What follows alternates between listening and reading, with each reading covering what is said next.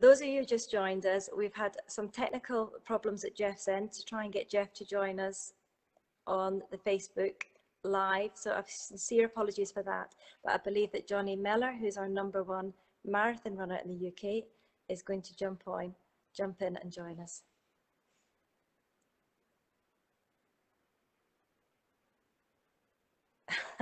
He's coming. He's coming. He's coming. So Jonny is at the moment training to get into Tokyo. They've got one more race which he's got to qualify for in March, which he'll tell you all about. We're giving him huge support to do that, and hopefully we'll see him and many of our other athletes in Tokyo. We won't be seeing Jeff in Tokyo on this occasion. There we go. Right. Approve. Are we ready? Way! Fantastic. Jonny, thank you so much. I'm just going to turn you around sideways so we get a really good view of you. There we go. Right. So Jonny, we're going to start right at the beginning because not everybody will know you. So. No, I'm not Jeff. Sorry, I'm not Jeff, and I'm not Sophie either. So this is this is a real treat for us to have Jonny on. That's worked out extremely well. So Jonny, you got the fastest marathon time in the UK last year. Did an absolutely cracking run. So shall we start there and then work our way back to how you got started, and then we'll work our way forwards to what's coming. And one of the things I'd love us to then spend some time on, so hang on for this. Jonny has got some great advice in terms of training, trying to keep yourself injury free and get yourself absolutely race fit in a relatively short window. So there's quite a lot of exciting stuff that we can talk about. So tell us first of all about the last race, which is some big success. Yes, seems such a long time ago now though. Not been much racing since then either, but yeah, it was the London Marathon back in October. And yes, I was very fortunate to win the race in the British side and run my second Olympic qualifying time of 2:10:38. Amazing. I mean, absolutely fantastic. 2 hours, 10 minutes, 38. And how did that compare to the race before that, Jonny? Yeah, so I ran 2:10:03 in Seville, which was a PB at the time for me. Earlier in the year, back nearly a year ago now. In fact, a year ago, near enough, exactly. So that was my first Olympic qualifying time. I think that performance kind of gave me the confidence to kind of go on and do it again. It was nice to get it a second time. And tell us a bit about the race day, because it was a bit different from usual, wasn't it? Yeah, it was. And you know what, I quite enjoyed it. It was a lapped course. So it was 19 laps of the mile. And so all those that have done London Marathon before, where you sort of come into the finish, 19 laps around that park there, St James's Park. So it was good. We went down a few days earlier. COVID secure hotel, lots of testing. Obviously, we all had our own rooms. We used bump technology and stuff to all keep safe. And we even on race day, we even had our own portaloo. So I know all runners will appreciate that. So yeah, it was an interesting experience, and I did really enjoy it, to be fair. So you're heading towards your pinnacle of racing. We hope you're not there yet, and you've still got some time to shave off that incredible time. Take us back again to when you started running. So did you start running with a club to start off with? Yeah, well, I was playing football and swimming, and the running kind of came naturally from that. And I think swimming obviously gave me a good aerobic base, and I could kind of build on that. And I'm one of those kids in school, a bit of everything. And so I went along to the cross country races and stuff like that, and found myself doing quite well. Remember nagging my parents to kind of go down and join my local club, which was Wirral at the time. And it was, wait till you go to secondary school. By this point, I was already swimming most nights or playing football. So yeah, I joined Wirral Athletic Club. And how good are you then, Jonny? I mean, did you know, and could coaches tell that you were going to be a superstar? No, not at all. I think I was just one of those guys that had to really work hard for it. But I think that's given me a great foundation for later life in my career. I was never, I might have won races locally, but certainly on the national fronts, I was nowhere near the front. I don't think I ever finished in the top 100 in English schools cross country. And although cross country is not my strong point, it was still, I was way down. But each year I'd chip away, trying to improve, keep trying to get faster. But yeah, that's as a good base for late in my career. I've had to work hard for it, and I continue to do so now. And at what point did you stop? Did you start to do a lot more than the club regime? So most of us will, if we're members of a club, will have our Tuesday nights, Thursday nights is often the case where you've got your interval sessions and your longer run, and you might have a longer run or a tempo run on a Thursday and a long run at the weekend, and then races interspersed with that. At what point did you start to think, right, I need to be doing more than this in order to really move on? Yeah, and I guess interesting with Jeff coming on tonight, which I was looking forward to watching. Like, I was doing a bit of fell running when I was at Wirral, but I kind of started. I wanted to run on the track more, and I wanted to do on the roads. So I made the move, and I moved to Liverpool Harriers. So it was really good to compete on the track. They had a much better team than Wirral, so we could compete in a better competition, better leagues. And that's when I kind of, the coaches at Liverpool Harriers then made me, you know, they were sort of giving extra runs to do in between. And it wasn't until I finished my under-16s playing football that's when I really started taking my running more seriously, and I'd start doing more runs in between. You know, I wasn't doing anything crazy, just easy runs maybe. I'd be down the club on a Tuesday and a Thursday night. Do a weekly long run on a Sunday, which is probably only about 90 minutes at that age. And then I just thought maybe add in 1 or 2 easy runs here and there. But I got a lot of my fitness from the pool as well, because I was swimming maybe 3-4 times a week as well at that time. And what do you think the swimming was giving you? Was that to do with breathing and your lung capacity, or was it strength? What was that adding to your training routine? I think a bit of everything. Probably a bit of discipline as well, because anyone who swims knows, you know, it's not the most exciting sport in the world, you know, swimming up and down. So I think it builds a lot of mental toughness. But I think it's the basic sort of aerobic foundation and the fitness it builds without the impact on your body. So, you know, I'm not trashing my body from a young age, you know, running loads of miles and putting stress and pressure on my joints and bones. I think that's what really helped. And also the competitive elements. I love racing people in the pool as much as, you know, enjoy racing now, running as well. And was it a very disciplined regime that you were in then in these early days? Was it pretty much consistent, the same every week, or did it vary depending on how you were feeling, what races were coming up? Yeah, it varied quite a bit. It was quite a lot more laid back than it is now. Not that it's strict or anything now. I'm really lucky in terms of, you know, the coach now. We have a great, you know, relationship and a great group that we train in. But I wouldn't say it was strict. Certainly not at that age. It was kind of a lot more runs as and when I feel. If I felt tired, I probably wouldn't go for a run. But you know, I'd do something else. I'd go for a swim, play football, whatever it was. So it wasn't until later in my career that, you know, got a little bit more structure and a bit more sort of balance in there, I guess. And if there's one thing that, if you think of the runners who are listening, that was different from a classic club, traditional club training routine that you've added in and that has really helped you in the long term, what's it been? I think it probably is the consistency, you know, year on year improvements in mileage and, you know, just getting that base and foundation in there. But I think it's also sort of the patience as well. You're not doing too much too soon. If I have an injury or a layoff or a break after, you know, I don't run too quickly. So I'm sensible and listen to my body, and, you know, I take rest days as I need them. Without the recovery, you don't adapt and you don't progress from training. And in Jeff's absence, we'll ask this one: do you ever aim for the fells? Do you do off-road running at all, or do you avoid it because of injury? No, all the time. I love it. You know, we're really lucky where I live, right on the edge of the peak. As I said, I used to do a lot of fell running when I was younger. I actually went to the World Championships for mountain running for under 20s over in New Zealand. So I do enjoy it. I used to love going to North Wales and running North Hammer when I was younger, river bike. So now, yeah, we've got loads of good trails. Depends how tired I am, I guess, from marathon training. Knackered, I'll go out on the Middlewood Way or the canal. But a lot of our day-to-day easy running is up and down the hills on the outside of the Peak District. So yeah, I still love it and I do a lot of it. And if you beast yourself in a training session, what would you be doing? How hard would you push yourself?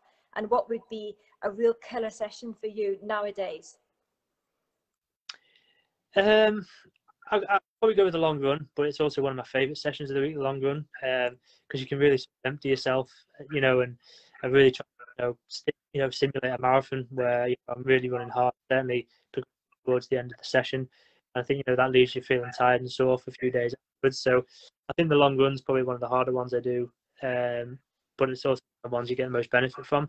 Aside from that, I think hill training. And what's a long run for you nowadays? When you're marathon training, what's a long run for you? The longest I do is 24 miles. So I don't go any further than 24, but then normally 20 to 24 miles. And how often would you do that?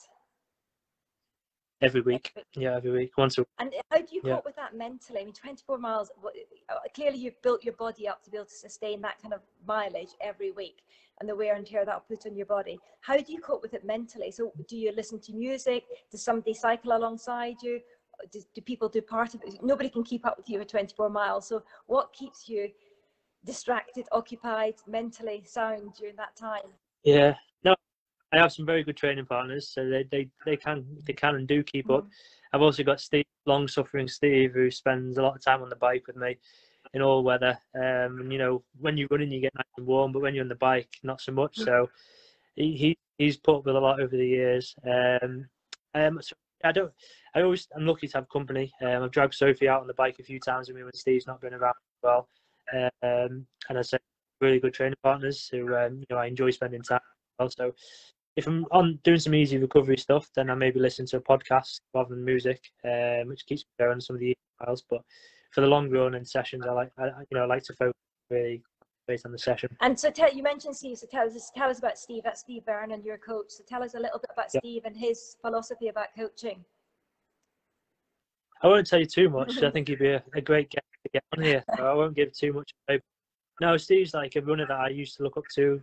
Younger, I saw him, you know, cross country races, and you know, he's a real example, professional. So yeah, Steve's someone I look up to both as a coach, friend, and as an athlete. And he's obviously, you know, a fantastic coach, and you know, he goes above and beyond for myself and the rest of the team as well. So I feel really lucky and privileged to be coached by Steve. Yeah. And so what about, I mean, I know you've got a minor challenge at the moment in terms of getting through an injury for your next race, but there must have been times in your running career where you've had a real low and you've had to really pick yourself out of it. Have there been times when you wanted to give up or you felt quite desperate? Just tell us a bit about that. Yeah, and I think we covered it in our blog not so long ago, and I went to Kenya in 2014 and ended up getting diagnosed with a red blood disorder, which means I have low platelets in my blood. So initially I was put on prednisolone steroid, which causes bone density loss and muscle wastage. And up until that point, in 2014, I hadn't had any bone injury, and within the space of a year, I ended up with 2 chest fractures on my back and 1 in my shin. I think that I really had doubts whether, not necessarily that I wanted to continue, but it's whether my body would allow me to continue. And you know, that was probably one of the real low points of the sport for me. And I'd made great progress. I'd just competed at the World Champs and the Commonwealth Games, and then to sort of be out with the injuries as well as the illness was a real low point. But again, I think, you know, something at tough times make for tough runners. So I think I've come through that well as well over the years. And what gave you the belief that you'd be able to come back and do what you've done? Because it must all come down to absolute belief that it's worth everything that you're putting into it. I think it's the confidence, you know, and it's also, I can't imagine life without it. You know, it's what I do. It's what I've always done. I love it. And, you know, I've always wanted to better myself. I've always wanted to run faster. I think it's the confidence from people around me, my family, Sophie, Steve, my teammates. You know, I want to do it for them as well as I want to do it for myself. So I think that keeps pushing you on and keeps wanting to make you do more as well. So I've got a question here from Kirsty. What's your average mileage, Jonny? It varies. I'd say average is about 100 mile a week. When I'm in marathon training, I'll probably go up towards 120 max. But on average, whether I'm training 5k, 10k, up, you know, the early stage of marathon build up, it'd be about 100 mile a week. I kind of find like all runners need to find that sweet spot, and for me, it's between 100 and 110. When I'm there, I'm not comfortable. It feels good. It's when I go above 110, that's when it starts getting hard. And do all athletes at your level have to be putting in that level of mileage in order to run the times that they're doing? Not all. I think Andy Davies was on Instagram Live a few weeks back. Andy's a prime example of someone who doesn't run miles. Andy works, I'd say full time, but he's a college lecturer. He has Wednesdays off, I know that much, things like that. So, but Andy's 40 now, so he maybe doesn't need to do mileage. He's got years of background behind him. So I think it depends on the runner, it depends on the history you've had of injuries and things like that as well. But I think, you know, at the top level, I imagine guys are running similar mileage to me. And what about, Tracy's asking, how much sleep do you need on that mileage? And do you sleep during the day? Because I know a lot of elite athletes will take a nap during the day as well, or in between training sessions. So how does it work out for you sleeping? Yeah, so I always try to get minimum 9 hours of a night. Ideally, I get 10 in, but I always try and aim for 9. And then during the day, if I'm feeling tired, I try and sleep. Well, I've got that luxury and a privilege where I can sleep during the day, and not everyone can.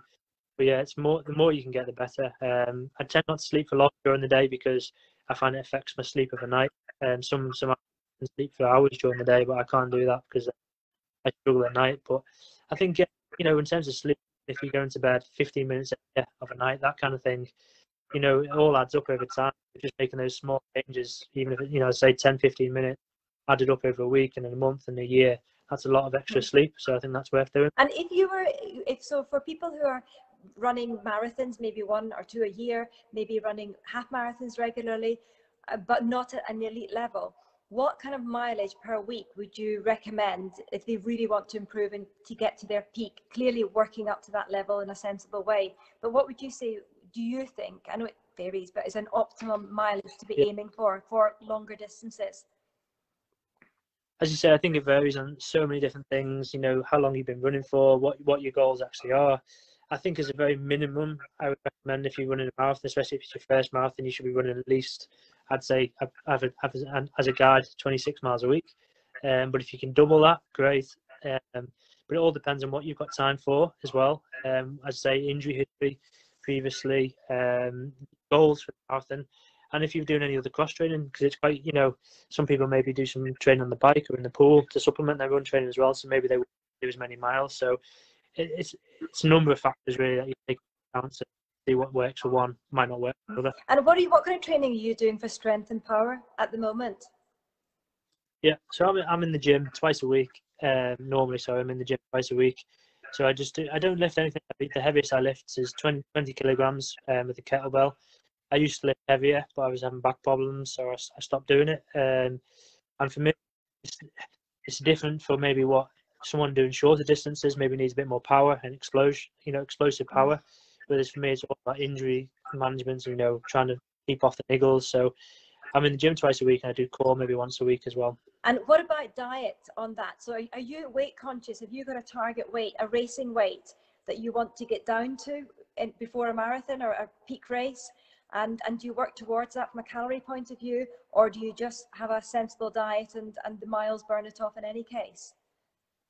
Yeah, exactly that. I try and just eat a sensible, balanced diet, and I'm running enough that to be fair, the problem I get enough fuel for me, because I always fuel fire. So there's a weight I know where I like to be when I'm racing, and certainly if I go too light, I know I'm more of injury. So I'm always careful not to go too light. But as I say, I tend to try and eat more, and fuel in rather than worry about counting calories. I just think everyone's different, but for me that doesn't work. I just think it's a dangerous game to get into. So for me, as long as I'm eating a healthy, balanced diet, which means treats and goodies as well, I think that's the most important thing. And if you're conscious of anything in your diet, is it around vitamins and minerals? Is it around getting enough carbs or enough protein? Is there anything in particular that you'll make sure that you, given the mileage that you're doing on a weekly basis, you have to supplement your diet with? Yeah, so obviously carbs and protein, the big ones. Protein to rebuild muscle when you're training, obviously, and carbs to give you the fuel, and then the nutrients, the vitamins to help support your immune system and everything else. So I think it's a combination of all three, but especially obviously carbs and protein for me. And I may like a multivitamin just as an insurance policy. Take vitamin D as an example in the winter months, just because unfortunately we don't get enough sunlight in the UK.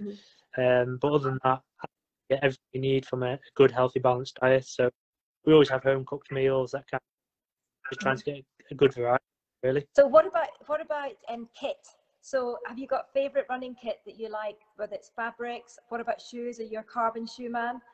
What are your views on getting these extra few seconds in a race? Yeah, well, it's got to be New Balance, doesn't it? Obviously. In terms of kit, I wear the New Balance 880 and 1080 for my day-to-day running. And for racing, yeah, I use the new carbon shoe from New Balance, the RC Elite. So yeah, I mean, I can't compare because I generally haven't tried any of the other brands, so I don't know how they compare to other shoes. But for me, I really like them. And yeah, I've run my marathon PB in them, so I do. Your favorites? But yeah, exactly. So Yeah, for me, that your footwear as a runner, it's your main tools of your trade, isn't it? So they're the most important things for me. And Jonny, there's always a race in running careers. There's always a race where it's just, you just hit that sweet spot and it's almost effortless. The miles just click by and you've finished it often in a PB. So for you, what was the race when you look back and you just think that was my favorite ever race? I think it was probably my first half marathon. I ran New York half marathon for my first one, and I knew it was a tough course. You do the first 10k around Central Park, which is quite undulating.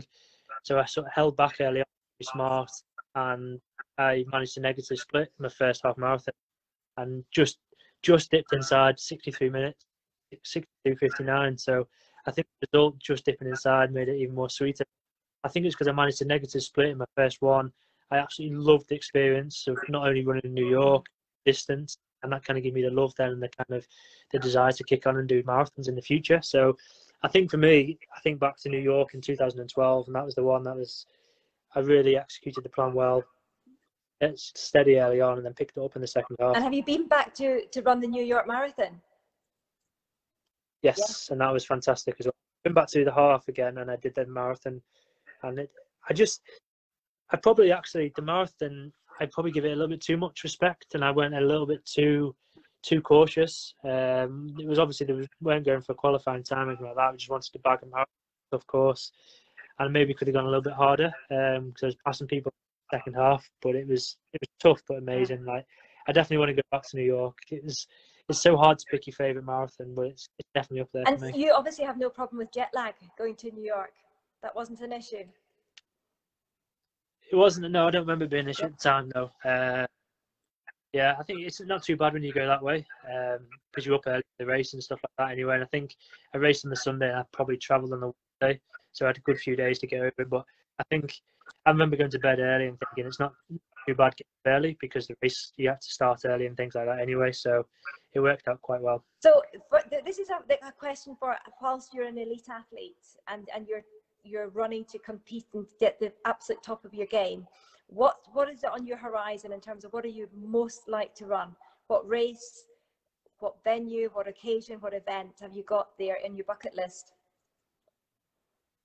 The Olympic game, that's it for me right now. That's all my focus is on. There's obviously really other good races out there that I'd like to do, but for the Olympic game, the ultimate. But I'd love to go back to New York. I'd love to do all the majors. So still got Boston, Chicago, and Tokyo to do. And then I don't know. I'd like to go back and I'm not getting any younger, so I know I haven't got years off. So I'd like to go back and do some of these other races that I've done over the years and really enjoyed as well. But yeah, I think in terms of ones that I've not done yet, it would be the 3 marathon majors. And when you've hung up your marathon shoes and you can just do running for the sheer love of it, then what kind of running would you do? I think I'd go up onto the hills and the mountains and the fells, and Steve's done Jungfrau Marathon the last couple of years, and that looks amazing. So I'd like to go and do Jungfrau, which is a mountain marathon.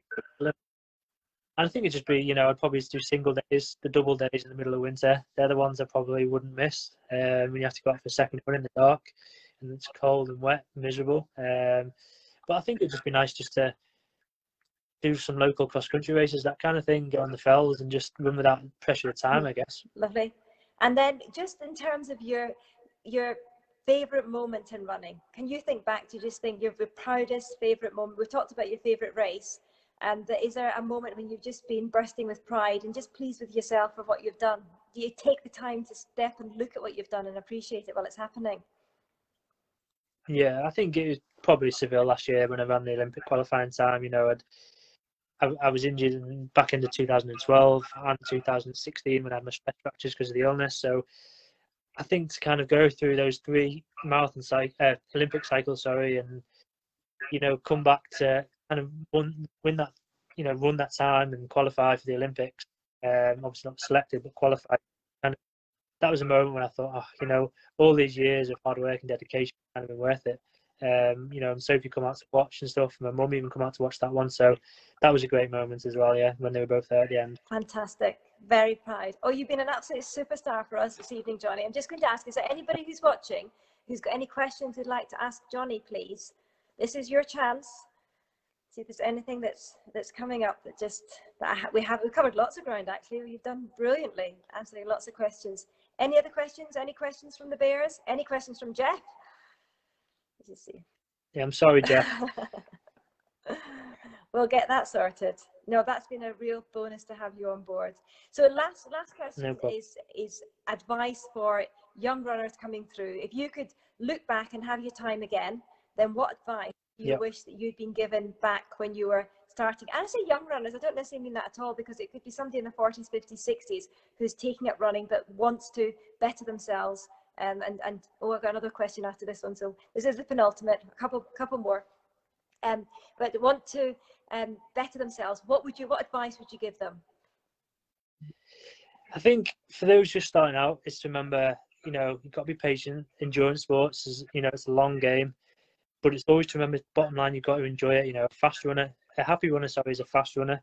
So for me, that's the best advice I can give you. Enjoy what you're doing, you know, and be patient.